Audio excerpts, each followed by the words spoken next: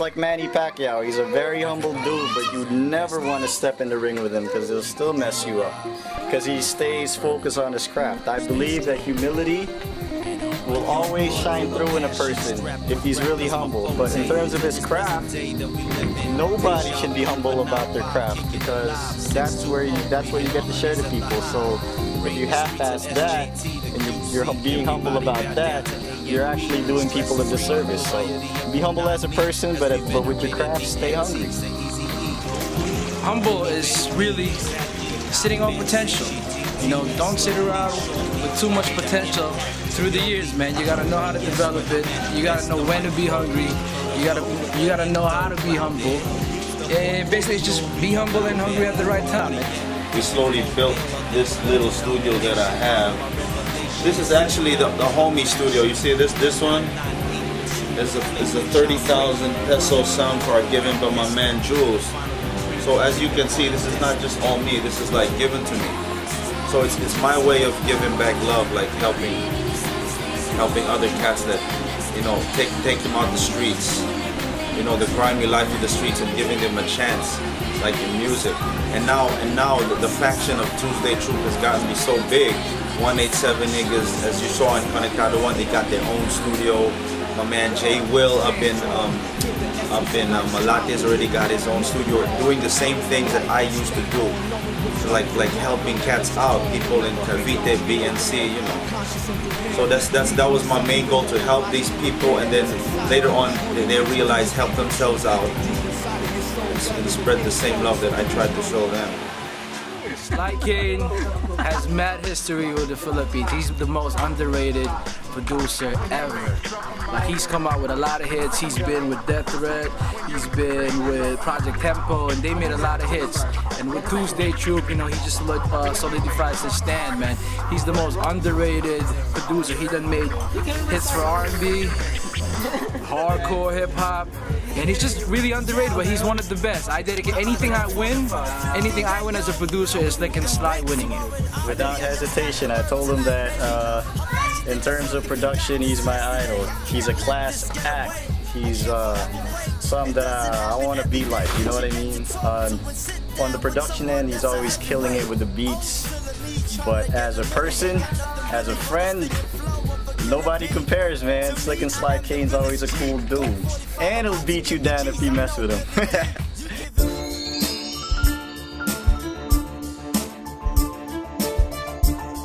Magazine covers, DVD features, award-winning movies, big-time product endorsements.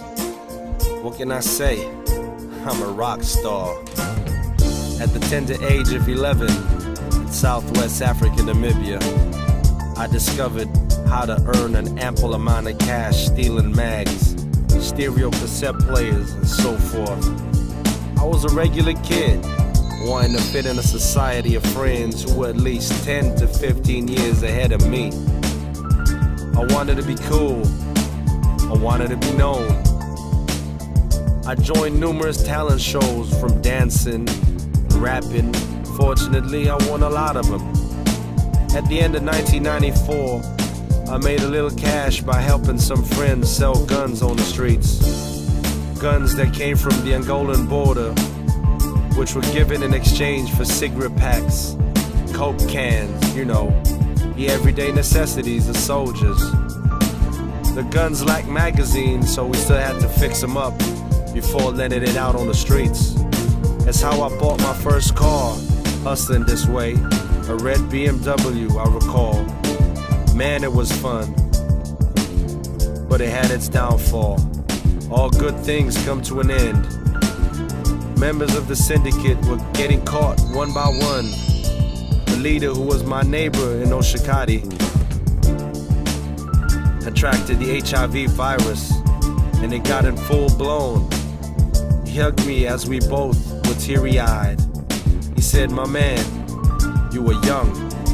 Leave this behind and go back to your country and start off anew." So in mid-1995, I touched down on my beloved native land, leaving everything I cared for in Namibia. Unfortunately, upon my arrival, It was the rise of the West Coast brand of Pinoy hip-hop. Gangs were everywhere, rampant. And of course, I wouldn't allow to be pushed over. Sooner or later, I got jumped in one of the ruthless gangs then. Esperanza 620, spearheaded by OG Master Shop, who happened to be a well-known DJ in the industry.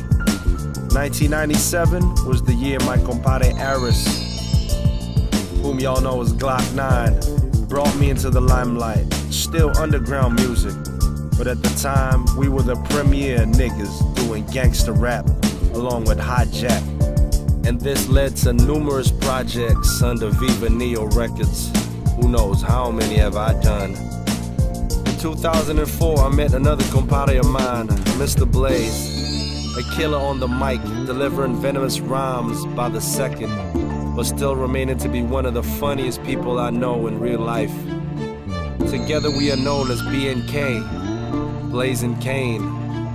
We also started a group, Tuesday Troop, which was later led to worldwide status by the legendary Mike Swift. There were moments in my career where it felt as if nothing was gonna ever happen. Could hip-hop in the Philippines be the dream we all aspire it to be? As promptly as lightning hit the slab, so did everything else around us. Admirers flocked left and right, near and far, thinking we were some superstars. We were just flat-out broke stars, hungry to be given the chance to showcase talents long ignored by major record labels. I recall doing a mall tour for FUBU, which I used to endorse during the time, along with Blaze, God's Will, Nimbus 9. And aside from hosting the event, I performed on it too. I brought some friends along the ride, and at the end of each show, we get paid chump change and cheap food. How messed up is that? But who cared though? As long as we did our thing on stage and had a blast, it was all hood. My wife and children are my inspiration. They provide me with the drive to keep heading forward. Yeah, we had our hardships, trials, tribulations. We even had our doubts on whether all this was worth it. Remember, nothing good or great comes easy. Mike Swift was hip-hop's motivational figure. He was a no bullshit nigga who always found a way to get whatever he wanted. Mike taught me to be more mature as an artist. Business before pleasure, as the saying goes. Ride the wave, he says. And like a tsunami, the whole clique, including myself, flooded the hip-hop scene, hit after hit, wave upon another wave. The ride was good. Francis Megalona's death was untimely, and like other greats, he will never be forgotten. His footsteps are marked on stone and in history. My song with a king, aka The Mouth, is one I will forever cherish. Rest in peace, big brother. See you on the other side. Your death marks an end of an era and a start of a new one. It is blatant to say that life is music, or what is life without music? Everyone is in unison through music. It's what keeps us connected. Konektado. It's your boy SLY Kane, aka Chris Dantes, saying, live life to the fullest by living each and every second of it.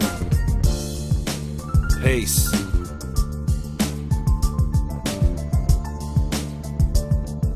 Chilling with a legend right now, legendary Ronald Dantes. Check it out. You know what I'm saying? Fight. We amongst legends right now. Straight up from 1974, Mr. Universe. Check it out. You know what I'm saying? You hear me? And he been in the mad movies, dog. And he Mad Diesel, you know what I'm saying?